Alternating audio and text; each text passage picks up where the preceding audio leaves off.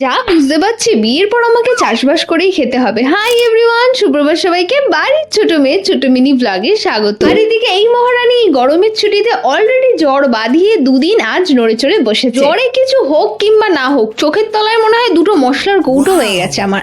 না মানে জীবনে তো শান্তি আছে, সেটা আমি একসেপ্ট করে নিতে পারছি না, সেটা একটা আলাদা ব্যাপার। তাই তো এত গরমে গেছিলাম গাছ লাগাতে। ঠিক এই কারণেই বাড়ির লোক আমার প্রতি চিন্তায় পড়ে গেছে, কারণ কি আমার যা গতিবিধি দেখতে পাচ্ছে, হতে পারে বিয়ের পর আমি শ্বশুর বাড়িতে ধান চাষ করছি, বলা যায় না বাবা। আচ্ছা, এই রসুনের মতো দেখতে গাছটার নাম যদি জেনে থাকো তাহলে কমেন্টে জানাও দেখি। এদিকে ডাব আর কলা অনলাইনে অর্ডার করার পর ফ্লিপকার্ট কাকু আমাকে লাল কলা দিয়ে গেছে। না না, আমি লিটারালি কনফিউজ, মানে আমার সাথেই এরকম হয় নাকি আমার জীবনটাই এরকম ভাই। এরপর ঝপঝপ করে স্নান করে পুজো দিয়ে লাঞ্চ কমপ্লিট করে 2 ঘন্টার একটা ব্রেক নিয়ে ফাইনালি আমি চললাম জিমে। এন্ড ডু ইউ নো, বোঝে না সে বোঝে না, আমারও ট্রেনার বোঝে না। দ্যাটস ওয়াই আজকে ছিল আমার লেগ ডে। না মানছি ওয়ার্কআউট করতে হয়, গুড ফর হেলথ, বাট আমার মুখের দিকে তাকিয়ে কি মানুষের মায়া দেওয়া লাগে না? এমন একটা ওয়েট ঘাড়ের মধ্যে তুলে দিয়েছি যে উঠতেই পারতাছি না আর মাটি থেকে।